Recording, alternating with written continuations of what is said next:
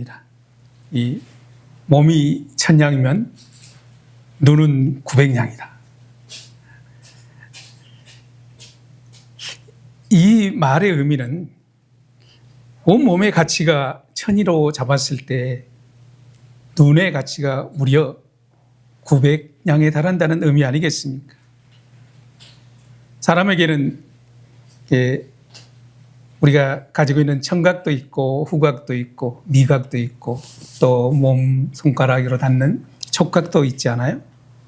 그런데 이 눈이 왜 이렇게 900양을 차지하냐면은 눈은 이 오각 중에서 다른 4가지 감각이 느끼는 또 받아들이는 정보보다도 눈 하나가 받아들이는 이 정보의 양이 압도적으로 많기 때문에 그렇게 얘기하는 것입니다. 그래서 사람을 우리는 흔히들 그렇게 얘기하죠. 시각적 동물이라 이렇게 말하기도 하죠. 그런데 그뿐 아니라 사람에게는 동물들이 가지고 있지 않은 눈이 더 있습니다. 2개나 더 있습니다. 동물이나 사람이나 가지고 있는 눈은 육의 눈이죠. 육으로 보는 이 시각으로 보는 육의 눈은 현상만을 봅니다. 현실을 보고 지금 내게 닥친 문제를 보고 이 환경을 보게 되는 거죠. 그렇기 때문에 이 눈이 보는 이 시선이 이 환경, 현실, 문제만 집중된다면 사람은 그 환경에 짓눌리게 되고 압도당하게 된다는 것입니다.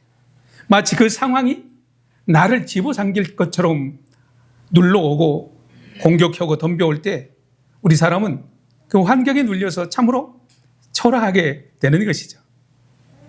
두 번째는 마음의 눈도 있습니다. 이 마음의 눈은 쉽게 말하면 이 감정으로 세상을 보는 눈 아니겠습니까? 그렇기 때문에 사랑하면 행복하고 사랑하면 희망이 보이고 사랑하면 기분이 좋습니다. 그런데요, 이 마음이 감정이 상하면 낙심하면 절망하면 불안해요. 두려워요. 화가 나요. 미워져요. 이게 마음의 눈입니다. 그런데 마음의 눈은 정직하지 않습니다. 투명하지도 않습니다. 객관적인 창을 가지고 있지도 않습니다. 이 마음의 눈은 어떤 의미를 가지냐면은 내가 지금까지 살아온 모든 삶의 상처, 또 실패, 두려움, 아픔, 이런 왜곡된 렌즈를 가지고 있는 것이 마음의 눈 아니겠습니까? 그러니까 마음의 눈은 언제나 나 중심으로 왜곡되어서 바라보게 된다는 것입니다. 세 번째 눈은 영의 눈이죠. 우리가 잘 아는 것처럼 영의 눈은 믿음으로 보는 눈입니다. 믿음으로 현상을 넘어서 믿음으로 그 뒤를 바라보는 눈, 뒤에 계시는 하나님을 바라보는 눈이 바로 영의 눈입니다.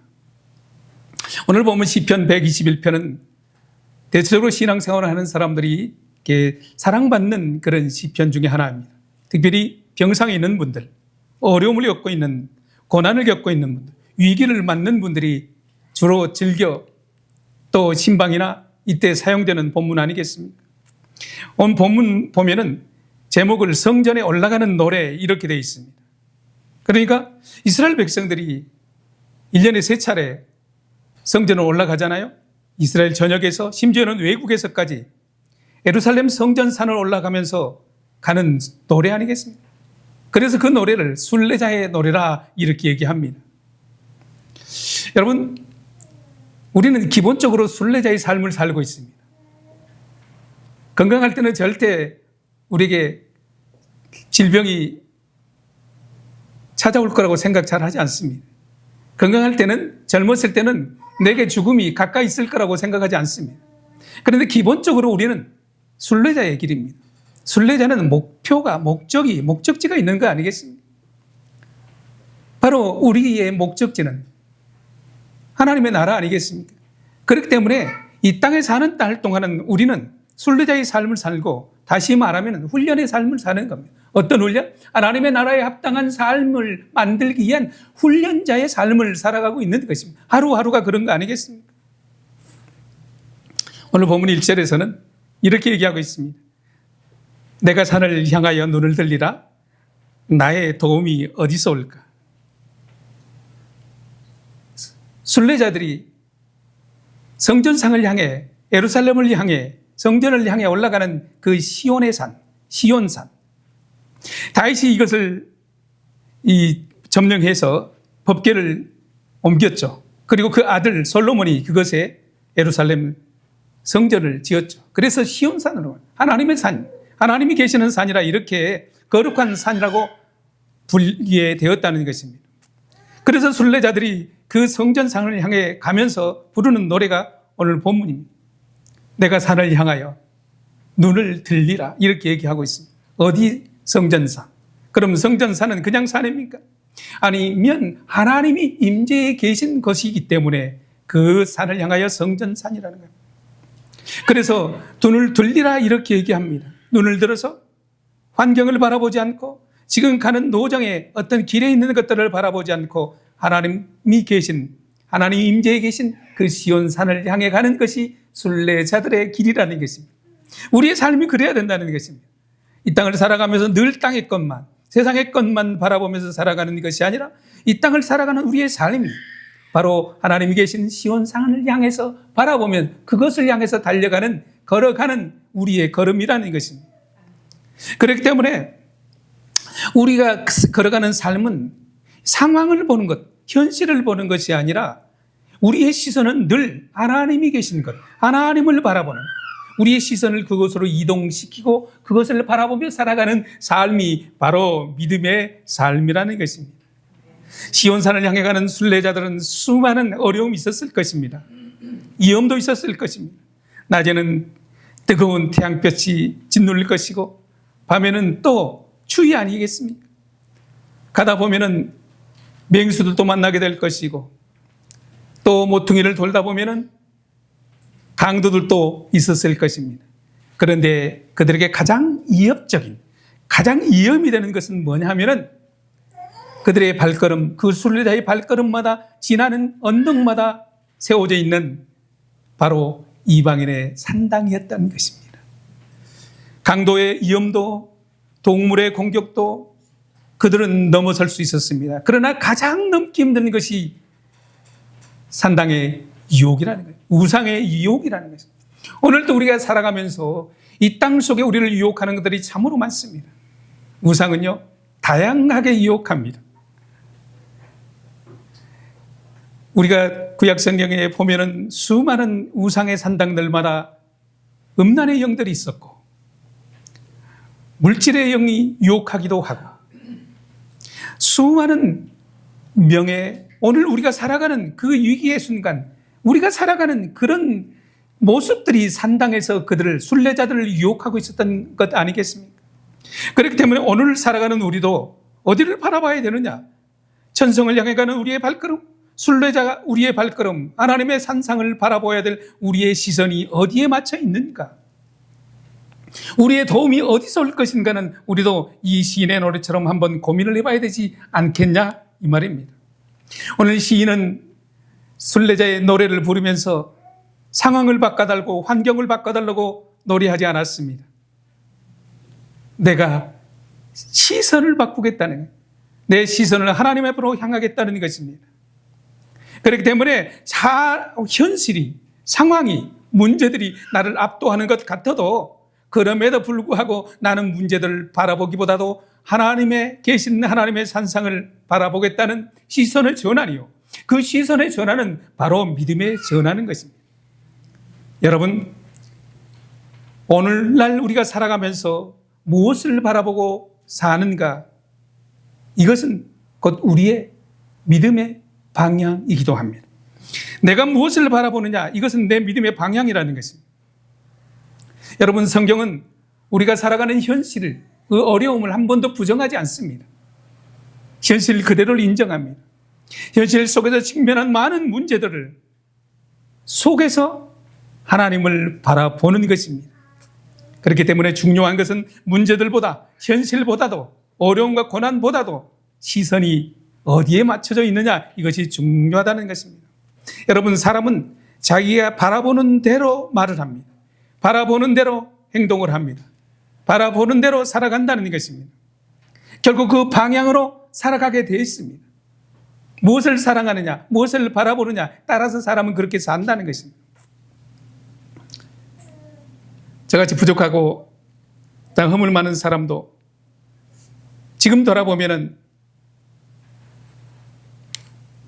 선교사가 되고 목사가 된 것은 주님을 바라보고 지금까지 살아왔기 때문에 오늘 주께서 평안한 삶을 지금까지 인도하지 않았나 생각해 봅니다. 그런데 그 시선이 내가 가진 시선이냐? 아니요. 성령께서 주신 것을 순종했더니 성령께서 지금까지 여기까지 인도에 오셨더라는 것입니다. 여러분, 제가 예수 믿고 10대, 20대 주님 앞에 선교사로 헌신한 것이 그 젊은 날에 그냥 됐겠어요? 아니에요. 주님이 말씀하지 않으면, 성령이 말씀하지 않으면, 시선을 하나님 앞에 돌리지 않았다면 그 믿음의 길을 지금까지 달려왔겠어요? 아니라는 것입니다. 시선을 하나님 앞에 향했더니, 믿음으로 하나님을 바라보았더니 실제로 하나님께서 지금까지 저를 사용해 주셨다는 것입니다. 여러분도 똑같습니다. 우리의 삶입니다. 바로 그렇다는 것입니다. 여러분, 우리가 잘 아는 것처럼 베드로는 수제자라고 그러잖아요. 다혈질의 사람이라고 그러잖아요. 그런데 우리가 잘 아는 것처럼 베드로는 다른 사람들이 전혀 경험해 보지 못한 무리를 걷는 경험을 했습니다. 마태복음 보면은 주님께서 걸어오라 하니까 걸어왔어요. 주님을 바라볼 때 여러분, 베드로가 걸을 수 있었던 것은 바다에 출렁이는 파도를 보지 않았어요. 주님을 보았어요. 그랬더니 그 무리를 걸 수 있었다는 것입니다. 그런데요, 마태복음 14장에 보면은 주님이 베드로가 바람을 보고 무서워하는 순간 빠져들어갔다 이렇게 얘기했어요. 주님을 바라보는 순간은 무리를 걸을 수 있는 경험을 했어요. 기적을 경험을 했어요. 그런데 바람, 파도, 환경을 바라보는 순간 그는 넘어졌다는 것입니다. 여러분, 성경은 바람이 갑자기 더 강하게 불었다, 파도가 더 강하게 쳤다 이렇게 말씀하지 않습니다. 바람은 여전히 동일하게 불고 있고 파도도 동일하게 치고 있습니다. 달라진 것은 바람이 아닙니다. 파도가 아닙니다. 베드로가 봤던 시선입니다. 주님을 보았느냐, 환경을 보았느냐에 따라서 물에 빠지느냐, 바다 위를 걸을 수 있느냐 이렇게 달라진다는 것입니다. 시선이 어디에 향해 있느냐. 여러분, 현실은 변하지 않지만 시선이 바뀌자 믿음도 바뀌는 거예요. 믿음도 흘린다는 것입니다. 환경이 그대로인데 시선이 바뀌자 우리 인생의 방향도 바뀌는 거죠. 그렇지 않겠습니까? 여러분, 우리가 가지고 있는 육의 눈, 마음의 눈, 이것은 늘 문제를 확대시킵니다. 크게 보이게 만듭니다. 한번 볼까요? 민수기 13장을 보면은 이 12정탐군이 가나안 땅을 정탐했어요. 그런데 12명 모두 다 거인들을 보았어요. 같은 성읍을 보았어요. 같은 땅을 보았어요. 그런데 결과는 달랐어요. 왜 그럴까요? 10명은 우리는 정말 메뚜기 같다. 도저히 점령할 수 없는 땅이다. 그들은 정말로 거인이다. 그런데 이 두 사람 여호수아와 갈렙은 그렇지 않았어요.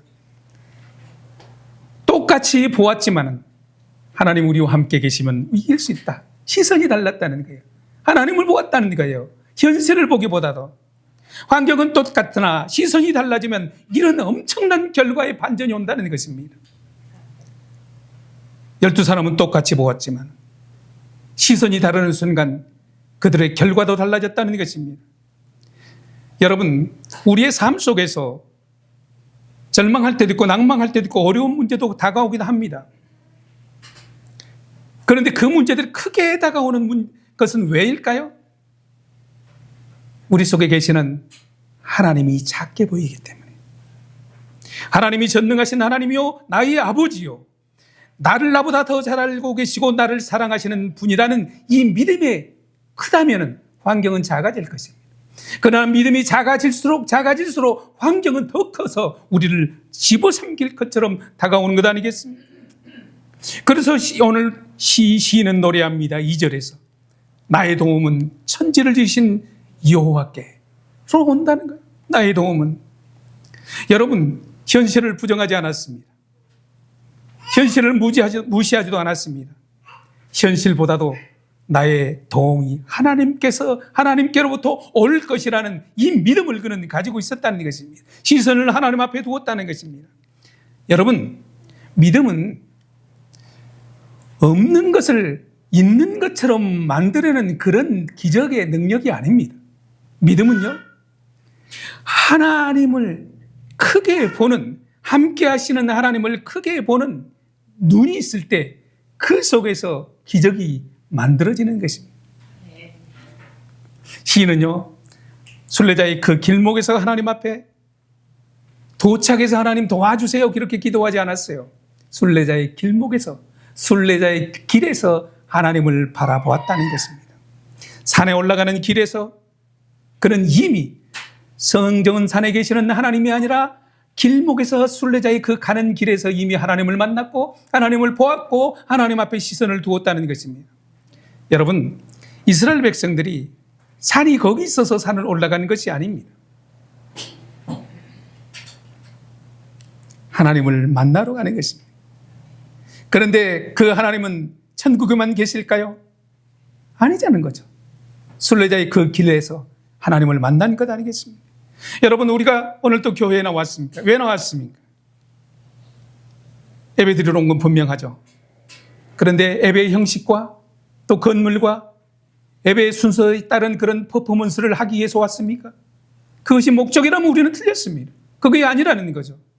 오늘 몸된 하나님의 전전에 나온 것은 하나님을 뵙기 위한 것이고 하나님을 만나기 위한 것이고 하나님 앞에 보고를 드리기 위한 것입니다. 한 주간 삶, 내가 그럼에도 어떻게 살았음에도 불구하고 하나님께서 내게 건강을 주셨고 내 환경을 허락하여 주셨고 내 믿음을 허락하여 주셨고 공동체를 허락하여 주셨고 이 장소를 허락하여 주셔서 하나님의 전전에 나와 예배 드릴 수 있도록 하나님이 모든 것을 주장하시고 만드셨기 때문에 오늘 나와서 하나님 감사합니다, 이렇게 예배하는 것이 예배자의 삶 아니겠냐 이 말입니다.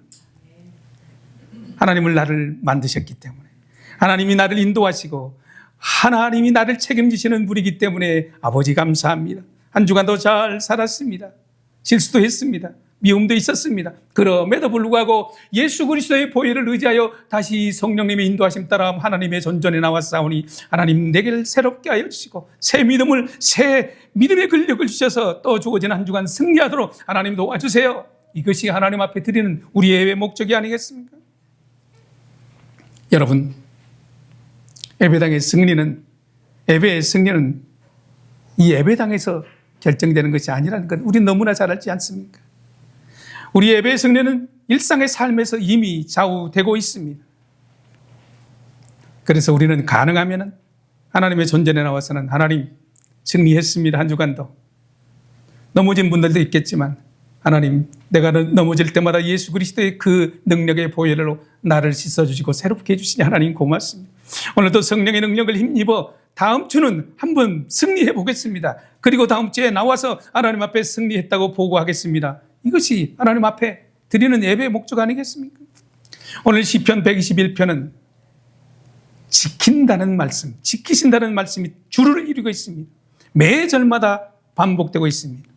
3절부터 8절까지 몇 번이나 반복한 줄 아십니까? 여호와께서는 우리를 실족지 않게 지키시며 졸지도 않고 주무시지도 않고 지키시며 오른편에서 지키시며 환난에서 지키시며 상하게 하지도 해치지도 않게 지키시며 그늘이 되어주시며 영혼을 지키시며 출입을 지키시며 영혼까지 지키신다고 말씀하고 있어요. 여러분, 이 말씀을 믿으시면 아멘 하십시다. 아멘. 그렇습니다. 아버지가, 부모가 자녀를 지키지 않는 우리 집사님, 갑자기 이름이 생각이 안 나. 명진 집사님이 저 아이를 안고 있는 것은 지키는 거 아니겠습니까? 하나님을 아버지라 하면서 아버지가 자녀를 지키지 않는 아버지가 어디가 있습니까? 오늘 성경에서는 반복합니다. 반복이라는 강조라는 거죠. 내가 지키겠다. 내가 너희를 지키겠다. 내가 너희를 인도하겠다. 이것이 하나님은 오늘 우리에게 주시는 말씀입니다. 그러면 우리는 아멘, 아버지 당연하시죠. 아버지가 나를 지키셔야죠. 그런데 하나님께서는 오늘 우리에게 묻고 있습니다. 나는 너를 지키고 있는데 너는 어디를 보고 있느냐? 나를 보고 있느냐? 지금 순례자의 길에 있는 많은 두려움과 무서움과 유혹 속에 떨고 있느냐? 이거 지금 그렇게 오늘 본문은 우리에게 질문하고 있습니다. 다시 말해서 어디를 가고 있느냐 이거죠. 어디를 보느냐, 어디를 가고 있느냐는, 목적을 어디 두었느냐는 거예요. 소망을 어디 두었느냐, 어디 두고 너는 가고 있느냐. 너의 마지막에 나를 만날 텐데 지금 이렇게 말씀하고 있는 거예요. 목적지가 어디냐 이 말씀이죠. 그래서 히브리서 12장에서 이렇게 말씀하고 있습니다. 믿음의 주요 또 온전케 하시는 예수를 바라보자. 우리 따라서 합니다. 예수를 바라보자. 그럽니다. 그렇습니다. 예수를 바라보는 믿음의 주요, 나를 온전케 하시는 하나님, 나를 지켜보시는 하나님, 그 하나님을 바라보는 것입니다. 여러분, 성경은 한 번도 문제를 바라보라고 말씀하지 않았습니다. 예수를 바라보라는 것입니다. 왜 그렇게 말씀하셨을까요? 바라보는 것이 삶을 결정하기 때문에 그런 것 아니겠습니까? 여러분, 사단이 하는 일이 뭘까요? 사단이 하는 일은요, 하나님을 자꾸 못 보게 하는 거예요. 봐도 하나님을 작게 보게 하는 거예요. 하나님을 말해도 교회 가서만 말하라는 거예요. 일상의 삶 속에서 하나님을 보지 못하게 하는 게 사탄입니다. 사탄이 막 칼 들고 창 들고 불 들고 그렇게 오는 게 아니에요. 그리고 세상을 바라보게 하는 거예요. 그리고 세상을 바라보면서 분내게 하고 시기하게 하고 질투게 하고 화나게 하고 물질을 바라보면서 그 물질이 나를 점령하는 것처럼 사단이 하는 일이에요. 하나님을 바라보지 못하게 하는 것. 오늘 본문은 우리에게 소망으로 가득 찬 하나님의 메시지입니다. 마지막 구절은 이렇게 말씀하고 있습니다. 우리 함께 할까요? 시작. 여호와께서 너의 출입을 지금부터 영원까지 지키시리라. 믿으시면 아멘 하십시오. 하나님이 그러신다는, 하나님이 말씀하셨는데 왜 의심해요? 하나님이 거짓말하시는 하나님입니까? 지키신다는데 아멘, 믿습니다. 하나님은 내가 넘어져도, 내가 잘못해도, 내가 실패해도 지키시는 거예요. 왜? 자녀이기 때문에, 아들이기 때문에. 얼마나 든든합니까? 이것이 믿음 아니겠습니까? 우리의 출입을, 들어오고 나가는 것을 영원까지 우리의 일상을 지킨다는 것입니다. 하나님은 멀리 계시는 하나님이 아니고 우리 일상 속에 함께 계시는 하나님, 일상에 함께 계시는 하나님, 어떤 하나님이요? 임마누엘 하나님. 그렇게 하나님이 말씀하셔도 우리는 그렇게 잊어버려요. 그렇게 안 믿으려고 사단이 우리를 그렇게 잊도록 만드는 거예요. 하나님은 인생이 아시기 때문에 거짓말하지 않아요. 하나님은 인생이 아시기 때문에 우리에게 시선을 거두지는 않아요. 졸지도 않고 주무시지도 않고요. 하다못해 도저히 너희들이 안 믿으니까 내가 증거를 보여주마. 아들 예수 그리스도를 보내주소. 그 아들을 죽이면 너희가 믿을래. 그것도 안 되니까 그럼 내가 너희들에게 보혜사를 보내주겠다. 성령을 보내주세요. 성령 하나님, 내가 지금 많이 화가 나는데요. 좀 어떻게 좀 해주세요. 그래. 하시는 성령 하나님, 보혜사 하나님, 가르치는 하나님, 선생이신 성령 하나님께서 은혜 마음속에 그렇게 가르쳐주고 계시는 거예요.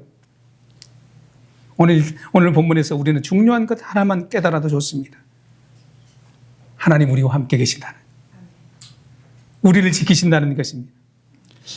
성경 얘기 하나만 더 하고 마칠게요.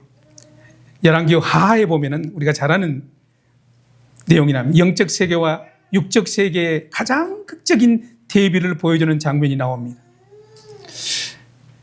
이스라엘 북쪽의 강대국인 그 아람 왕이, 아람 왕이 이스라엘을 침공하려고 몇 번이나 기습 작전을 펼치고 계획을 세웁니다. 전략을. 그런데 그때마다 하나님께서 엘리사에게, 야 저기 가서 지금 매복하고 있으니 그걸로 가지 마라. 하나님께서 계속 가르쳐주니 열이 잔뜩 받은 아람 왕이 신하들 다 모아놓고 우리들 중에 첩자가 분명히 있다. 우리의 정보를 누가 진짜 이스라엘에게 알려주지 않고 어떻게 매번 이런 일이 발생할 수 있느냐. 그래서 화가 나서 신하들에게 그냥 막 첩자 잡으라고 그러니까 신하 중 한 사람이 그렇게 얘기합니다. 왕이여, 그것이 아닙니다. 이스라엘은 엘리사라는 하나님의 사람이 있습니다. 그가 기도하면은 왕이 하실 일을 하나님, 그들의 하나님이 다 가르쳐줘서 이스라엘 왕이 그렇게 대비하기 때문입니다. 이렇게 얘기하는 거예요. 그래서 아람 왕이 화가 나가지고 온 군대와, 성경은 말과 병기와 온갖 군대를 동원해서 이 엘리사가 머물고 있는 도단성을 포위해버립니다. 군대, 말, 병거, 보병까지 다 해서 성을 몇 겹으로 포위해버리는 거죠. 포위한 상태에서 그 다음날 엘리사의 사환 게하시가 아침에 일어나서 눈을 뜨고 보니까 온 성이 그냥 군병들로 적으로 가득 차 있는 거예요. 두려워서 몸이 사시나무 떨듯이 선생 엘리사에게 찾아가 선생님 우리 죽게 생겼습니다. 큰일 났습니다. 성경에는 이렇게 내 주여 우리가 어찌하면 좋겠습니까? 어찌하리까 이렇게 기록하고 있어요. 여러분 이 반응은 보통의 사람들 우리의 삶에 당연한 반응 아니겠습니까? 죽게 되었는데 두려워하지 않을 사람이 누가 있습니까? 이것이 우리의 육의 시각입니다. 육의 시각입니다. 마음의 시각입니다. 그런데요, 기가 막힌 하나님의 반전이 일어나는 것을 보게 됩니다. 패닉에 빠진 상황과 달리 엘리사는 여유를 갖고 두려워하지 마라. 놀라지 마라. 그리고 현실 너머에 있는 하나님의 세계를 사원에게 보여줍니다. 두려워하지 마라. 그러면서 말씀하기를 우리 16절 한번 읽어볼까요? 앞에만 대답하되 두려워하지 말라. 우리와 함께 한 자가 그들과 함께 한 자보다 많으니라. 그렇게 기도하고 게하시의 눈을 떠달라고 하나님 앞에 기도합니다. 여호와여 원하오건대 그의 눈을 열어서 그 세계를 영의 세계를 보게 하소서. 이렇게 기도하니까 게하시의 눈이 떠지자마자 영적인 눈이 떠먹지자마자 놀라운 광경을 보게 되는 거예요. 육의 눈으로는 보이지 않았던 불말과 불병거들이 엘리사를 호위한 그 많은 군대들보다 더 많은 하나님의 군대가 그들을 포위하고 있는 것을 보게 됩니다. 여러분, 게하시 같으면 어떻겠습니까? 우리 같으면 어떻겠습니까?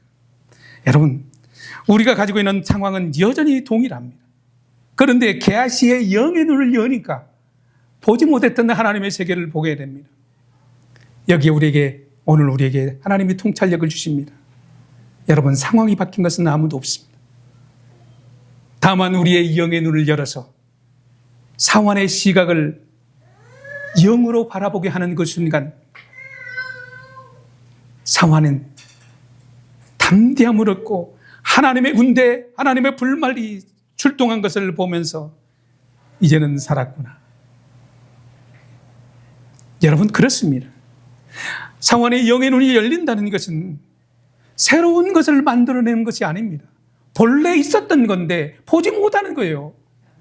우리의 삶이 마찬가지예요. 하나님은 가까이 계셔요. 하나님은 문제의 해결점을 가지고 내 곁에 계시다는 것이에요. 그런데 우리는 자꾸 문제만 보는 거예요. 문제 해결을 가지고 계시는 하나님을 보는 눈이 게하시처럼 닫혀 있으면 우리는 늘 어려움 속에서, 늘 불평 속에서 살아갈 수밖에 없어요. 하나님께서 보여주는 영의 눈을 열 때, 실제를 볼 때 우리는 그 속에서도 어려움 속에서도 두려움 속에서도 불안 속에서도 우리는 평안을 누릴 수 있는 거예요. 그것이 믿음의 사람 아니겠습니까? 누가 나에게 뭐라 하든지 간에 나는 상관없다. 나는 하나님의 자녀다. 여러분, 매일 매 순간 우리는 분주함 때문에 우리와 함께 계시는 하나님, 그 임마누엘 하나님을 잊어버리고 기억하지 못하고 인식하지 못하고 살 때가 참으로 많습니다. 그럼에도 불구하고 하나님은 너와 영원히 함께하겠다. 너의 출입을 영원토록 지키겠다. 영원까지 너와 함께하겠다는, 여러분, 하나님은 목적지에서만 기다리는 하나님이 아니라 순례자의 그 길 가운데 함께 하시는 하나님입니다. 길 위에서 나와 함께 걸으시는 그 하나님입니다. 사랑하는 교우 여러분, 우리가 살아가면서 질병도 만나게 될 것입니다. 위난도 만나게 될 것입니다. 사랑하는 이들도 잃게 될 것입니다. 물질도 잃어버릴 때가 있을 것입니다. 여러분, 그때 어떡하겠습니까? 그 상황 가운데도 함께 계시는 그 하나님을 바라본다면 당신은 믿음의 사람입니다.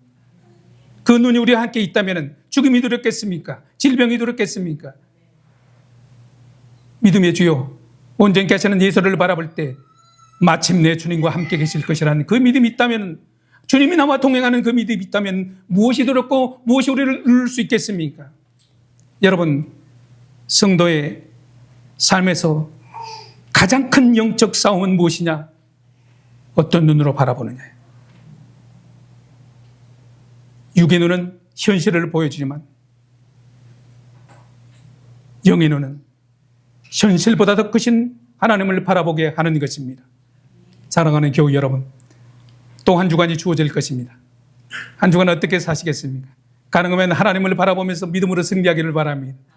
그래서 다음 주 와서 하나님 믿음을 살려고 애썼더니 이번 주는 더 많이 이겼네요. 조금 넘어졌네요. 그렇게 보고하고 다음 주는 더 한 번 더 크게 이어보겠습니다. 하나님, 내가 하나님만 바라보는 그 믿음을 주세요. 이렇게 기도함으로 말미암아, 그렇게 한 주간을 삶으로 말미암아서 한 주간이 멋진 승리하고 다음 주 하나님 앞에 보고하는 여러분 되시기를 예수님 이름으로 축원합니다. 네, 기도합시다.